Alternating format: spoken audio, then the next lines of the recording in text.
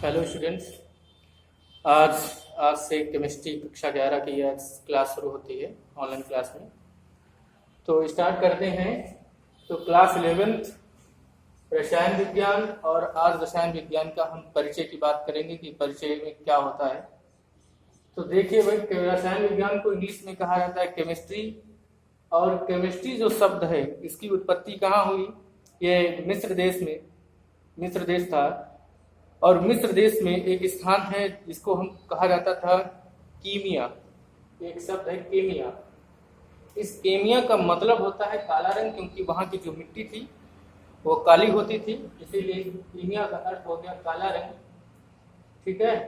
और ये केमिस्ट्री शब्द का वहाँ पर मतलब था the art of a gift, यानी कि मिस्र की कला। केमिस्ट्री शब्द का प्रयोग मिस्र की कला के रूप में किया जाता था। तो इससे ये चीज पता चला कि केमिस्ट्री का जो उद्गम हुआ, शुरुआत हुई, वो एक आर्ट के रूप में हुई। लेकिन फिर जैसे जैसे आगे बढ़ी, इसकी उपयोगिता को समझा जाने लगा, तो फिर ये देखा गया कि ये एक आर्ट का रूप नहीं है, बल्कि ये किसका रूप है? ये एक विज्ञान का रूप है, क्योंकि विज्ञान के अंतर्गत इसमें वैज्ञानिक तथ्य ऐसे थे तो जिनके विषय में ये बताया गया। अब इसके अंदर अध्ययन किन बातों को किया जाता है उसके विषय में चर्चा कर लेते हैं। रसायन विज्ञान के अंदर क्या क्या पढ़ा जाता है? रसायन विज्ञान में ब्रह्मांड में जो भी पदार्थ हैं, उन पदार्थों को बहुत सारी चीजें हम अपनी आंखों से देख पाते हैं, महसूस कर पाते हैं, और उनको टच भी कर सकते हैं, छू भी सकते हैं। लेकिन कुछ ऐसी भी तत्व होते हैं उनके अंदर जिनको हम आंखों से देख भी नहीं सकते। उन समस्त चीजों का भी अध्ययन रसायन विज्ञान के अंतर्गत किया जाता है। तो रसायन विज्ञान को विज्ञान के रूप में सबसे पहले कौन लाया? सबसे पहले वैज्ञानिक हुए रॉबर्ट बॉयल। रॉबर्ट बॉयल ने क्या किया? सबसे पहले ये बताया कि जो ये केमिस्ट्री है ये एक कला नहीं है, बल्कि ये एक विज्ञान है।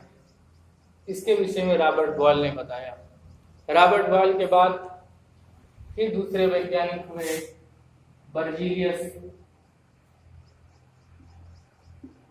बर्जीलियस ने यह बताया, इन्होंने देखा, कुछ वैज्ञानिक सिद्धांतों को समझा, कुछ प्रयोग किए। तो सबसे पहले बर्जीलियस ने, फिर उसके बाद जब इन्होंने विज्ञान की शाखा बताया, उन्होंने देखा तो रसायन विज्ञान का यहीं से मूलभूत रूप, एक अच्छा सा रूप इन्होंने रसायन विज्ञान को दिया गया। इसीलिए बर्जीलियस को रसायन विज्ञान का पितामह कहा जाता है, यानी कि फादर ऑफ केमिस्ट्री बर्जीलियस को कहा गया। लेकिन बर्जीलियस जो ये थे, ये जो पुरानी, यानी कि यूं कह लें पुरानी जो समय में जो केमिस्ट्री थी, उस समय के ये पितामह कहे जाते हैं। लेकिन जो आज की मॉडर्न केमिस्ट्री है, तो मॉडर्न केमिस्ट्री के जो जनक होते हैं वो याद रखिए, मॉडर्न केमिस्ट्री यानी कि आधुनिक रसायन के जो जनक हैं वो कहलाते हैं लेवोसिए। तो लेवोसिए आधुनिक वैज्ञानिक के जनक के कई लोग इसमें कंफ्यूज हो जाते हैं कि बर्जीलियस को बताएं कि या लेवोसिए को जनक बताएं। तो आपको याद रखना है कि जो प्राचीनतम केमिस्ट्री थी उसके जनक बर्जीलियस कहे जाते हैं, और आधुनिक केमिस्ट्री के जनक लेवोसिए को कहा जाता है। तो आपको ये चीज आप याद रखेंगे, इसको आप नोट भी कर सकते हैं। उसके बाद फिर आ जाइए रसायन विज्ञान की परिभाषा के विषय में पढ़ते हैं। तो रसायन विज्ञान में क्या होता है कि पदार्थों, किसी भी पदार्थों के संगठन, संरचना, परिवर्तन, जो पदार्थों में इंटरचेंजिंग होती है उसको, और उनके भौतिक व रासायनिक गुण, और उनमें होने वाली रासायनिक अभिक्रियाओं का अध्ययन किया जा सकता है। अगर हम एक लाइन में बोलें तो हम ऐसा भी कह सकते हैं कि रसायन विज्ञान की वह शाखा है जिसके अंतर्गत पदार्थों के संगठन, परिवर्तन और संरचना तथा उनके भौतिक व रासायनिक गुणों व उसके रासायनिक अभिक्रियाएं जो होती हैं उनका अध्ययन रसायन विज्ञान के अंतर्गत किया जाता है। तो ये यहाँ तक कि आप रसायन विज्ञान का परिचय हमने थोड़ा थोड़ा समझा। अब उसके आगे हम बात करते हैं, वो बात आती है कि द्रव्य क्या होता है, इसके विषय में बात करते हैं द्रव्य की। तो द्रव्य में क्या है? द्रव्य यानी इंग्लिश में इसे कहते हैं मैटर।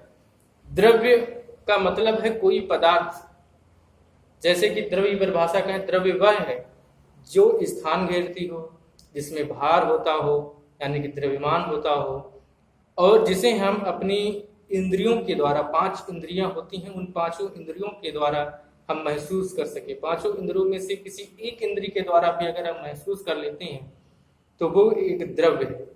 5 इंद्रिय कौन? जैसे कि हमारे हाथ, नाक, यानी कि हम किसी चीज को सूंघकर, नाक के द्वारा सूंघकर, दृष्टि से देखकर, तो ये दृष्टि से देख के हो गया, हाथ से छूना यानी स्पर्श हो गया, ठीक है, और या उसके स्वाद को समझ पा रहे हो या उसकी गंध को जान पा रहे हो, तो इनमें से किसी एक चीज को अगर हम महसूस कर पा रहे हैं तो वो क्या है?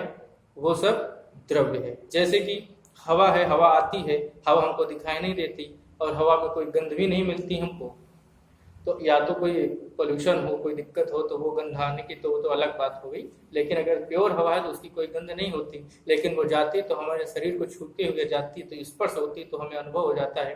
तो ये क्या है? ये द्रव्य है। तो सीधी सी परिभाषा क्या हुई? द्रव्य वह है जो स्थान घेरता है, जिसमें द्रव्यमान होता है, और जिसे हम 5 इंद्रियों के माध्यम में से किसी भी एक इंद्रिय के द्वारा उसको हम महसूस कर सकें, वो सब द्रव्य है।